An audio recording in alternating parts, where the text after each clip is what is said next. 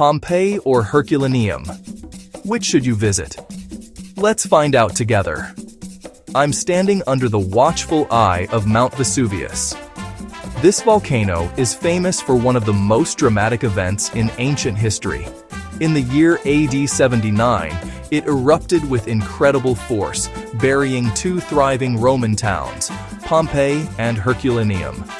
Today, visiting these archaeological sites is like stepping back in time. But with limited time and so much to see, many travelers face a tough question. Which one should you visit? Is the vast, famous city of Pompeii the better choice?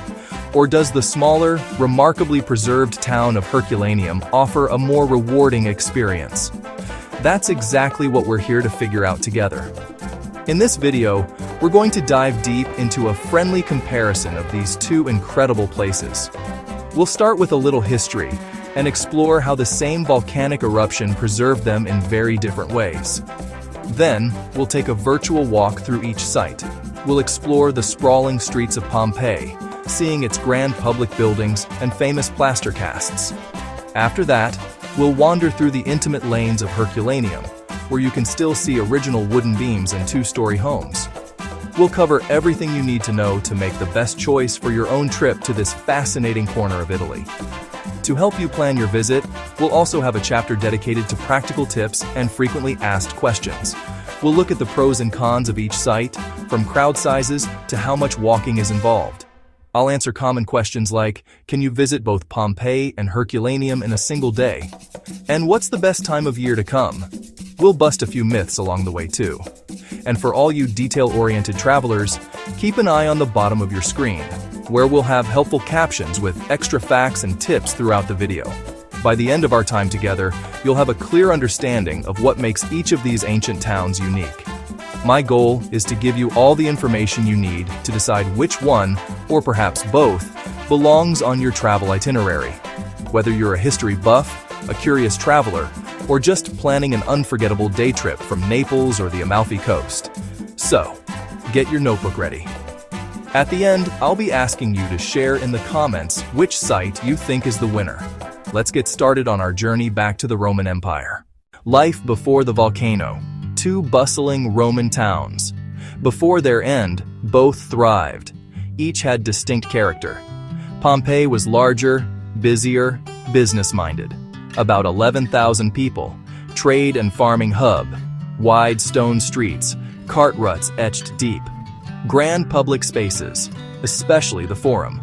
A big amphitheater drew roaring crowds, public baths anchored daily routines, shops and workshops lined many blocks. Elites lived beside everyone else, alongside merchants, artisans, and enslaved people. A complex, layered community. Herculaneum was smaller, elite, and coastal. Population around 4,000 to 5,000. A seaside retreat from big city bustle. Villas perched above the Bay of Naples. Less commerce, more leisure. It had baths and a theater, but a quieter, refined vibe. Lavish mosaics showcased wealth, as did intricate frescoes and comfortable, elegant homes. Roman culture shaped daily life in both. Days started early, shops opened at dawn. The Forum was the civic heart, where politics were debated, justice delivered, and markets bustled. Baths doubled as gyms and social clubs, for exercise, networking, and business. Evenings brought theater or gladiator games. Religion touched everything. Temples everywhere and household lararia in many homes. Life felt permanent, secure. Few feared Vesuvius, despite its shadow. They didn't even have the word volcano. Vesuvius looked gentle. Vineyards, rich soil, beauty. After the AD 62 earthquake, residents rebuilt. Undeterred, homes and public buildings rose again, confident under a sleeping giant. A normal morning in Pompeii and Herculaneum, until it wasn't. The eruption was long dated to August 24th, AD 79, but new evidence suggests late October. Autumn fruit, pomegranates, warmer clothing on victims, and a charcoal note dated mid-October. After ignored tremors, Mount Vesuvius roared to life. The ground had warned them. Around 1 p.m., a blast hurled a towering plume of ash, gas, and pumice miles into the sky. The pine tree cloud Pliny would describe. Downwind, Pompeii was pelted by pumice and ash. Day turned to midnight. Roofs sagged and collapsed under the weight. Panic spread. Streets choked with debris and falling stone. Some clutched their valuables, others their children, all fleeing the choking hail and darkness. Toxic gases made each breath a struggle. Upwind, Herculaneum escaped that first fall. For hours, residents watched the horror over Pompeii. Many had time to evacuate, others stayed behind, sheltering in stone-arched boathouses by the shore, packed beneath the waterfront arches, hoping for rescue by sea, trusting the sturdy vaults to protect them. They waited, afraid, unaware a deadlier phase loomed. Meanwhile, hours of ash and pumice entombed Pompeii, a slow, agonizing burial. For those who hesitated, escape became impossible. A vibrant city sealed away. Every street, every home, every temple. For many inside, confusion and suffocation. A drawn-out catastrophe that preserved the city just before the surges we'll meet next. Buried in different ways. Ash pyroclastic flow. The key difference in how Pompeii and Herculaneum were preserved comes down to what happened next. In the early hours of the following day, the massive volcanic column in the sky collapsed under its own weight. This triggered a series of pyroclastic surges. Fast-moving, superheated avalanches, gas ash rock, traveling at hurricane speeds with temperatures exceeding 500 degrees Celsius, over 900 degrees Fahrenheit. The first of these deadly surges roared down the western flank of Vesuvius, directly toward Herculaneum. It was an unstoppable force of nature, an incandescent cloud that obliterated everything in its path in an instant. This was a much different kind of destruction than the slow burial Pompeii was experiencing. For the people of Herculaneum, especially those hiding in the boathouses, death was instantaneous. The intense heat of the surge vaporized their flesh, leaving only their skeletons behind. This extreme thermal shock is also what carbonized organic materials like wood fabric food. The surge then filled the entire town with a dense, fine-grained material that solidified into a hard, cement-like tuff reaching depths of up to 20 meters. This airtight seal perfectly encased buildings, preserving wooden beams, doors, furniture, delicate scrolls. Herculaneum wasn't just buried, it was flash-frozen in a volcanic tomb. Meanwhile, Pompeii faced a similar fate, but with a different outcome. Several hours after the first surge hit Herculaneum, subsequent pyroclastic flows reached the city of Pompeii. By this time, it was already buried under several meters of pumice ash. These surges were devastating for anyone still alive, but the existing layers of debris cushioned their impact on the city's structures. The ash that covered Pompeii was lighter and less dense than the material at Herculaneum. It settled into every nook and cranny, creating a perfect mold of the objects, buildings, people. It was this finer ash that captured the final moments of the victims. This difference in burial material is why the two sites look so different today. At Pompeii, the looser ash was easier to excavate, but it didn't preserve organic materials like wood as well. When excavators found voids in the hardened ash, they realized they were the spaces left by decomposed bodies. By pouring plaster into these cavities, they created the famous and haunting casts of the victims. At Herculaneum, the rock-hard tuff made excavation incredibly difficult, but it yielded incredible treasures. The carbonized wood gives us a rare look at Roman construction techniques. The intact upper floors provide a three-dimensional sense of a Roman town missing from the mostly single-story ruins of Pompeii. Section 4. Rediscovery and unearthing the past. For 16 centuries, both towns slept under ash. Names and streets faded from memory, buried beneath soil and new growth, find surfaced by chance. A well here, a wall there, yet the scale below stayed unknown. Silence kept its secret. In 1709, a well digger struck Herculaneum's buried theater. Tunnels followed, chasing marble and statues. It was treasure hunting, not science. Royal patrons funded haphazard shafts. Context was lost as objects were hauled away. In 1748, work began at Pompeii. Lighter ash made trenches easier to open. Early digs were chaotic and prize-driven, but the stage was set for real archaeology. In the 1860s, Giuseppe Fiorelli changed everything. He mapped blocks and excavated systematically, leaving finds in place to read daily life. He poured plaster into body voids, revealing faces and final poses. From then on, the sites became classrooms. Not just elite texts and Rome's monuments, but ordinary streets and homes. Suddenly, everyday life was visible. Houses still held furniture. Kitchens kept pots on hearths. Shops stored amphorae and counters. Graffiti campaigned and joked. Workshops kept tools mid-task. Bakeries yielded carbonized loaves. Together, they spoke for ordinary Romans. It felt like a photograph of a lost world. These finds still shape our picture of society. At Herculaneum's Villa of the Papyri, a library survived. Charred scrolls, once unreadable, now yield text with modern imaging. Frescoes and mosaics reveal taste and belief. Together, these sites are true time capsules. They preserve lives and final moments. Intimate, tragic, and human, and among the most important digs on Earth. Up next, what you'll see in Pompeii. 1. Streets and public life. 2. The Forum and its temples. 3. Homes and villas. 4. The amphitheater and the casts. Section 1. The scale of a Roman city, streets and public life. Welcome to Pompeii. As we step through the ancient gates, the first thing that strikes you is the sheer scale of the place. This isn't just a handful of ruins, it's a vast, sprawling city laid out before you. Wide-angle roads showing cart ruts and stepping stones, paved with large, uneven volcanic stones grooved by cartwheels. Look at the large stepping stones at intersections. They let pedestrians cross without stepping into rainwater and muck, while still leaving room for carts to pass. A simple, ingenious piece of ancient urban planning. The city feels open and exposed under the bright Italian sun. Ruins stretch in every direction with Mount Vesuvius looming in the background. Main streets like the Via dell'Abbondanza are wide and straight, flanked by remains of two-story buildings.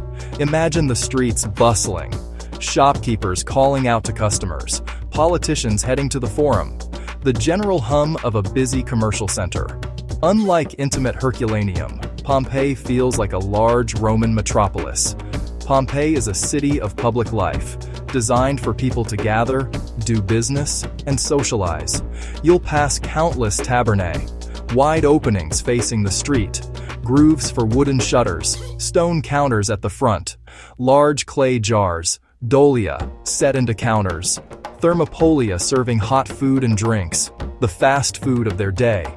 Bakeries with lava stone mills for grinding grain, brick ovens that look remarkably modern. The sheer size means a lot of ground to cover. Visits involve several miles of walking on uneven surfaces, so comfortable shoes are an absolute must.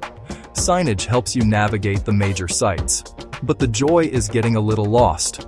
Wandering a quiet side street can lead to a hidden gem, a small, beautifully decorated house, or a garden courtyard that transports you back 2,000 years. That sense of discovery makes exploring Pompeii so compelling. Section 2. Heart of the city, the Forum and its temples. Section 2. Heart of the city, the Forum and its temples. Every major Roman city had a forum. Pompeii's is one of the most impressive and evocative you will ever see. This was the absolute center of the city's political, religious, and commercial life. As you step into this vast rectangular plaza, you're surrounded by the majestic ruins of the city's most important buildings. The space is enormous, paved with travertine stone and closed to chariot traffic, making it a grand pedestrian zone.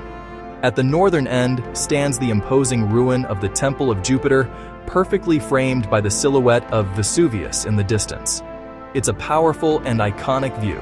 All around the Forum, you can identify the remnants of buildings that were crucial to the city's administration. You can see the Basilica. It was a law court. It was a place for conducting business deals. It's a long, rectangular building with its internal colonnades still partially intact. There are also the municipal offices where the city magistrates worked, and the Macellum, which was the city's main indoor market for fish and meat. Standing in the middle of this space, you can almost hear the echoes of political speeches, the haggling of merchants, and the footsteps of citizens going about their civic duties. Religion was visibly integrated into public life here. Besides the main temple of Jupiter, Juno, Minerva, there's the Temple of Apollo, one of the oldest in Pompeii, with its striking columns and a bronze statue of the god, though most originals are now in the Naples Museum. Nearby is the Temple of Vespasian, dedicated to the worship of the emperor, a common practice that reinforced the power of Rome. These temples weren't just places of worship, they were symbols of Roman power and identity, dominating the city's most important public space. Exploring the Forum gives you the best sense of Pompeii as a civic entity. It's where the community came together, where decisions were made, and where the gods were honored. The scale of the architecture was meant to impress and to project an image of order and authority. Even in ruins, that sense of importance remains. Spending time here, walking among the fallen columns and weathered stones allows you to appreciate the complex social structure of a Roman city and understand how all the different aspects of life, from law and commerce to religion and politics, were interconnected and centered on this single, magnificent square. Section 3. Daily life and grand designs, homes and villas. Let's step off the streets and into daily life. Pompeii spans modest merchants' homes to sprawling villas of the elite. One of the stars is the House of the Faun, named for a bronze dancing faun in the impluvium, right there in the central water basin. This isn't a house, it's a palace. It fills an entire city block. Private wealth on a Roman scale, 2 large atriums, 2 peristyle gardens, lavish decoration everywhere. Highlight: the Alexander mosaic. It once floored a main room. Alexander versus Darius. Pure drama. The original lives in Naples now, with a fine replica on site. Elite art wasn't just pretty, it broadcast culture, education, and power. For vivid frescoes, see the House of the Vedi, owned by 2 wealthy freedmen. Mythological scenes glow with color, still astonishingly vivid. Then, the Villa of the Mysteries, a room wrapped in breathtaking frescoes. Likely a Dionysian initiation. Typical domus in brief. You enter a narrow fosses, then the atrium, with an impluvium catching rain. Rooms open off this space. Beyond, a peristyle garden, light, air, quiet privacy. Homes turned inward by design. A private world, buffered from the street. An intimate, domestic Pompeii. Section 4. Entertainment and eternity. The amphitheater and plaster casts. The Romans, like us, loved their public entertainment. Pompeii had the facilities to match. At the far eastern end of the city is the Amphitheater of Pompeii. Built around 70 BC, the oldest surviving Roman amphitheater, even older than the Colosseum in Rome. A massive stone structure, it could hold up to 20,000 spectators, drawing crowds from Pompeii and the surrounding region, for bloody gladiatorial contests, for wild animal hunts. Stand in the arena, climb the stone tiers where the crowds once roared, feel the raw, brutal energy. Adjacent is the large palestra, a huge open-air gymnasium where the city's youth trained, a vast grassy square, surrounded by a portico of columns, a swimming pool in the center, highlighting Roman emphasis on physical fitness, especially for young men, military training and education. Together they formed a large recreational complex, sports, entertainment, and social gathering. Life in Pompeii wasn't all business and politics. It was also about leisure and spectacle. None are more moving or famous than the plaster casts of the victims. Not skeletons or mummified bodies. Casts made by pouring liquid plaster into voids left in hardened volcanic ash. The process captured final moments with startling clarity. A person curled in a fetal position. A dog writhing on its back. A couple huddled together. A direct and visceral link to human tragedy. Seeing them where they died is profoundly sobering.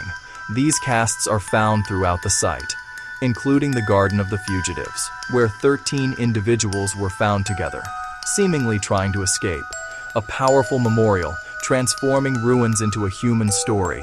They remind us Pompeii was a living place, filled with people who had families, hopes, and fears, all extinguished in a single day. Grand public architecture and intimate personal tragedy. That's what makes Pompeii so powerful and unique. Section 1. A different kind of ruin. Intimate and in-depth. Now, let's travel down the coast to Herculaneum. As you arrive, the experience is immediately different from Pompeii. You don't walk directly into the ancient city. Instead, you find yourself on a modern walkway looking down into the archaeological park. The original town lies in a deep pit, about 20 meters below the modern city of Herculaneum. The modern town was built right on top of the volcanic material that buried it. This vantage point gives you a fantastic overview of the site. From here, you can appreciate just how deeply the town was entombed and see the remarkable state of its preservation. The view is breathtaking, showing a compact town with intact rooftops and even upper floors. Descending the long ramp into the ancient city feels like a journey back in time. The atmosphere in Herculaneum is more intimate and subdued than in Pompeii. The streets are narrower. The smaller size of the site, only a fraction of which has been excavated, makes it feel much more manageable. You can explore it thoroughly in just a few hours. Because it was a wealthier town with a smaller population, the buildings feel more luxurious and finely crafted. The site is also often less crowded, allowing for a quieter, more contemplative experience where you can really focus on the incredible details all around you. One of the most striking features you'll notice right away is the presence of wood. Wooden beams supporting rooftops, wooden lintels above doorways, intricately carved wooden window frames. In some buildings, you can find original wooden doors, bed frames, and staircases that lead to a second story. This is almost unheard of in other Roman ruins, and it provides a three-dimensional quality to the town. Here, you don't have to imagine what the upper floors look like. You can actually see them. This incredible preservation gives Herculaneum a different feel. It's less of an open-air museum and more like walking through a ghost town where the inhabitants have only just left. The streets are shaded by the tall, well-preserved walls of the houses, making it a much cooler and more comfortable site to visit, especially during the hot summer months. The focus here is not on the epic scale of public life, but on the rich details of private existence. Herculaneum offers a more personal, in-depth look at the Roman world, where the quality of preservation allows you to connect with the past on a more detailed and human level. Section 2. Opulence on the coast. The lavish villas. Herculaneum was a wealthy resort town, and its homes clearly reflect that status. The villas here are stunning examples of Roman luxury, showcasing exquisite craftsmanship and expensive taste. One of the most impressive is the House of the Deer, named for two marble stag statues being attacked by dogs found in its garden. The opulent seaside villa was designed for entertaining, with a huge terrace offering unobstructed views of the Bay of Naples. Grand rooms with rich marble paneling and fine frescoes, giving a sense of the owner's lavish lifestyle. Another must-see is the House of the Mosaic Atrium. Step inside and you'll understand its name. The atrium floor is covered in a black and white geometric mosaic, wonderfully preserved. The floor is buckled and undulated from volcanic pressures during the eruption, a visible reminder of the violent forces that destroyed and preserved the town. Many houses feel remarkably complete, letting you walk room to room and appreciate the layout.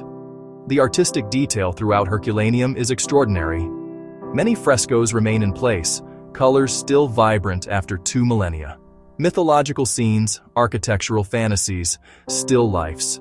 In the House of Neptune and Amphitrite, you'll find a wall mosaic made of shimmering glass tesserae. It depicts the god and goddess in brilliant color, decorating a private grotto and fountain. That it was private decoration tells you about the town's wealth and artistic patronage.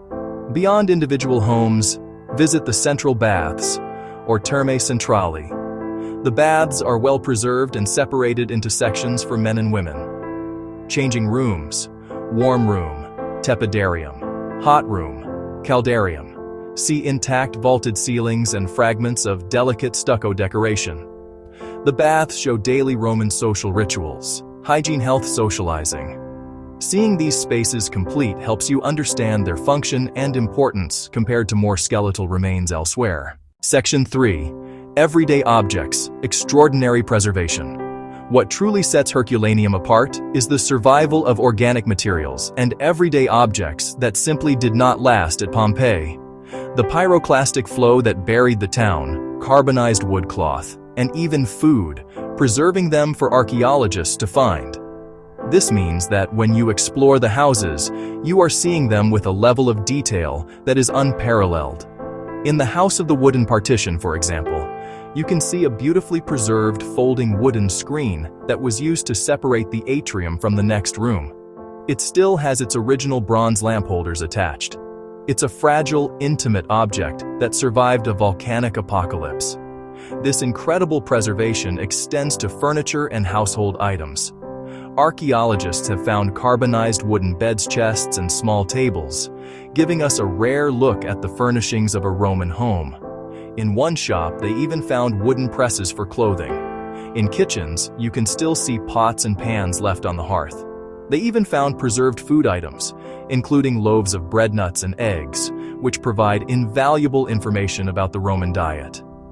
These are not grand statues or mosaics, but the humble objects of daily life, and they create a powerful connection to the people who use them every day. One of the most remarkable discoveries at Herculaneum was at a grand suburban residence known as the Villa of the Papyri. This massive, luxurious villa contained the only library to have survived from the classical world. Hundreds of papyrus scrolls were found, carbonized and crushed by the eruption. For centuries, they were thought to be simple lumps of charcoal, but with modern technology, including multispectral imaging, scholars are now able to carefully unroll and read these ancient texts digitally. Most are philosophical works from the Epicurean school, offering a priceless new source of ancient knowledge that would have otherwise been lost forever. The cumulative effect of seeing all these preserved details is profound. It makes the ancient world feel tangible and real.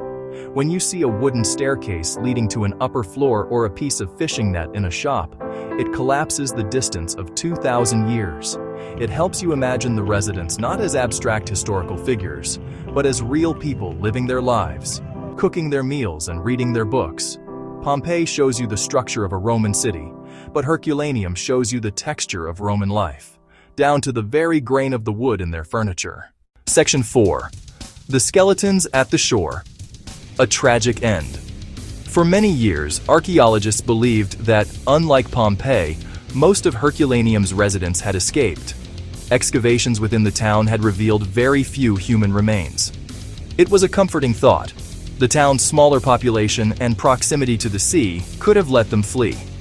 This all changed dramatically in the 1980s during excavations along the ancient shoreline. In a row of stone-arched boathouses, archaeologists made a grim, heartbreaking discovery. Inside, they found the skeletons of over 300 people who had fled to the beach seeking safety. They were huddled together, men, women, children, clutching valuables, jewelry, coins. They had likely gathered hoping to be rescued by sea or believing the sturdy arches would protect them from ashfall across the bay. They were unaware of a far deadlier threat, the pyroclastic surge. When that superheated cloud of gas and ash descended, it reached the beach in moments, killing everyone instantly. The surge's intense heat, over 500 degrees C, 982 degrees C, vaporized flesh and soft tissues, leaving only skeletons. This is why there are no plaster casts in Herculaneum like in Pompeii. Their death was instantaneous thermal shock, not slow suffocation by ash. The skeletons remain where they fell, a haunting tableau of final moments. Today you can see families clustered together, a mother holding her child, frozen in their last attempt to survive. One famous find is the ring lady, her rings, emerald ring, ruby ring. Nearby, soldiers were found with their swords belts, and a surgeon with his medical instrument case. These skeletons give scientists insight into health, diet, and physical characteristics. For visitors, they are deeply moving and tragic. they stand as a silent memorial, completing the human story of Herculaneum. So, you've seen what both sites have to offer, and now it's time for the big decision. Let's break it down with a straightforward split-screen comparison of the pros and cons. Pompeii's greatest pro is its epic scale. It's a vast, complete Roman city. It gives you a powerful sense of Roman urban planning. It shows public life up close. It reveals Roman social hierarchy. You get the grand forum, the massive amphitheater, and the feeling of walking through a real city. The con? That same scale can be overwhelming. It's a huge site requiring miles of walking. The streets are uneven stone. Often you're under the blazing sun. It can be exhausting. You'll never see it all in one visit. It also draws massive crowds that can detract from the experience. Herculaneum's biggest pro is phenomenal preservation. Intact two-story buildings. Carbonized wood remains. Stunning mosaics still in place. That creates intimacy and detail Pompeii can't match. It's smaller and manageable. Explore it thoroughly in a few hours. It feels like a perfectly preserved ghost town. The cons come from its size, less excavated, less of a bustling metropolis. Major public buildings are less grand. Some important areas remain unexcavated. Accessibility. Herculaneum is generally harder for visitors with limited mobility.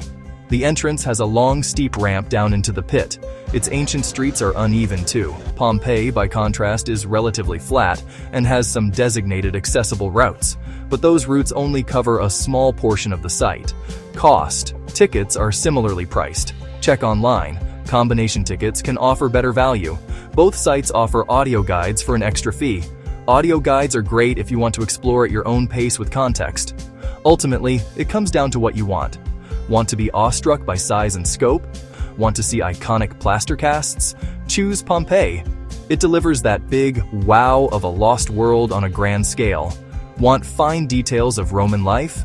Want miraculously preserved homes with original colors and materials? Prefer a quieter, contemplative visit? Choose Herculaneum.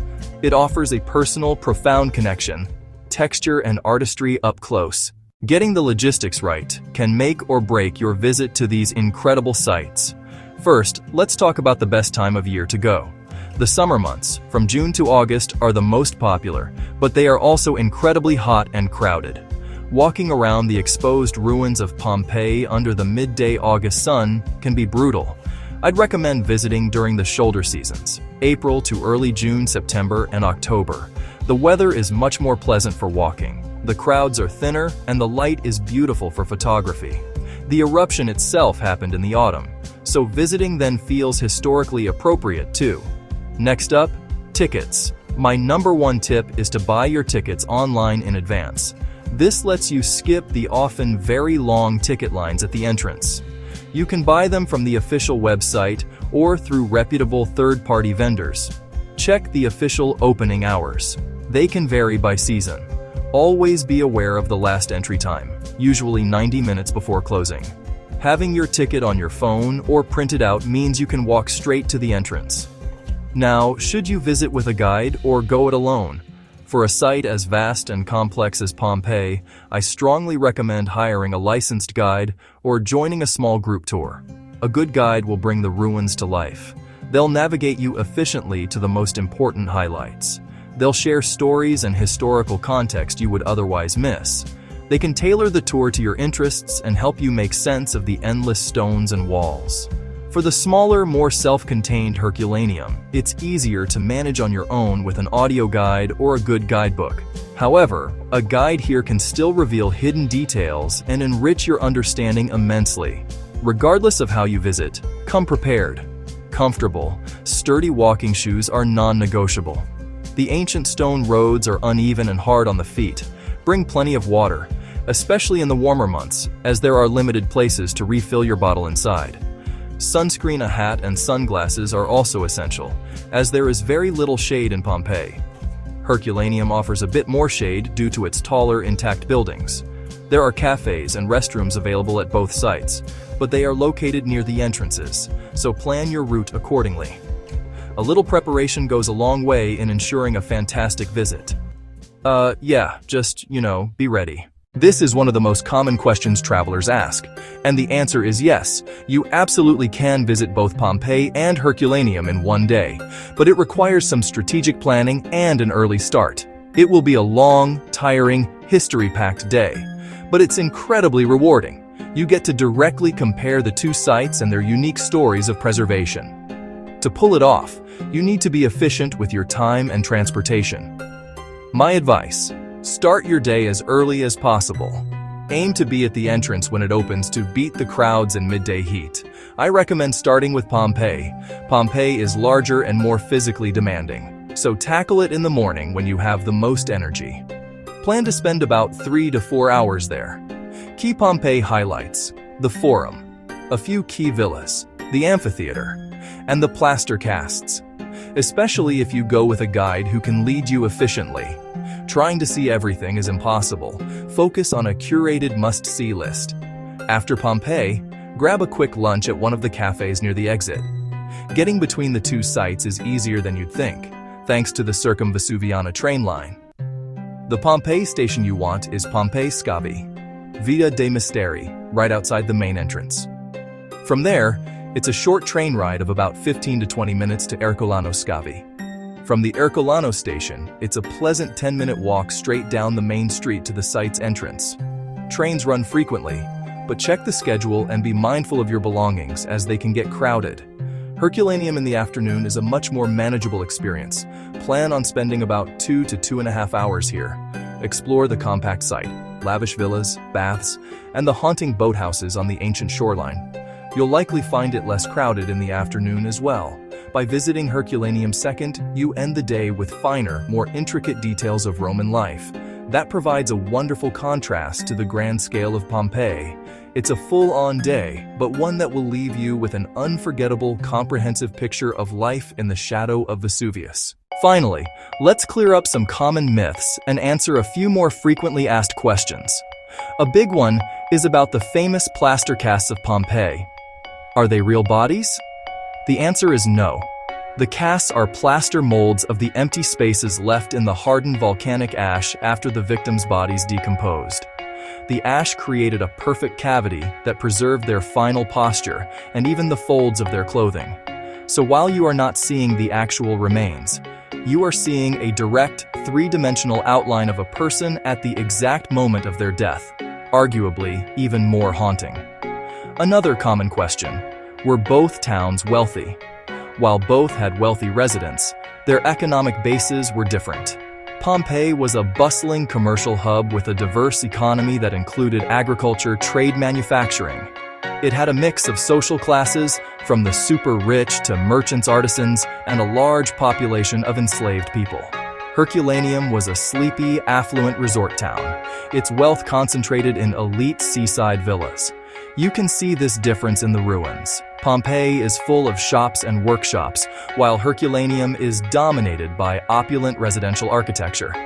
Can you see everything in one visit? Absolutely not, especially at Pompeii. The excavated area of Pompeii covers about 110 acres, and only a fraction of the buildings are open to the public on any given day due to ongoing restoration work. It's best to accept this from the start and focus on enjoying what you can see rather than rushing to check everything off a list. Herculaneum is much smaller, and you can realistically see most of the excavated site in a single visit. This makes it a very satisfying experience for those who like to be thorough. A final practical question: is it safe to visit? Yes, both sites are very safe for tourists. The main hazards are physical: the risk of tripping on the ancient uneven stones and the effects of the sun and heat. Stay aware of your surroundings, watch your step, and stay hydrated. As with any popular tourist destination in Italy, be mindful of pickpockets, especially on the crowded Circumvesuviana train and near the site entrances. Keep your valuables secure and out of sight. By taking these simple precautions, you can focus all your attention on the incredible history that surrounds you, ensuring a safe and memorable trip. So, our journey through the ash-buried city of Pompeii and Herculaneum comes to an end. We've walked the wide, sun-scorched streets of Pompeii, a city that impresses with its sheer scale and the grandeur of its public life.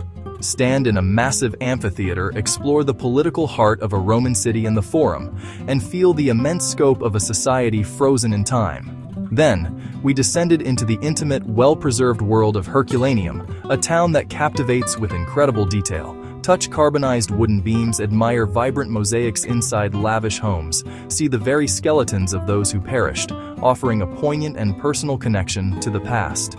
Choosing between them is a matter of personal preference. Do you want the epic story of a sprawling metropolis? If so, Pompeii is your destination. Or do you prefer the quieter, more detailed narrative of a wealthy seaside town? In that case, Herculaneum will surely capture your heart. For the ultimate experience, visiting both on the same day provides a fascinating comparison, a story of two towns, one volcano, and two very different legacies. Whichever you choose, remember our practical tips to make your visit smoother. Start your day early to avoid the worst of the crowds and the heat. Always buy your tickets online and in advance to skip the long lines. Come prepared with comfortable walking shoes, plenty of water and protection from the sun, and seriously consider hiring a licensed guide, especially for the vastness of Pompeii. Don't forget to keep an eye on the captions at the bottom of the screen if you want a quick review of our top tips. Now the question is back to you. Which one has captured your imagination? Which site would you visit first, and why? I would love to read your thoughts, so please share them in the comments below.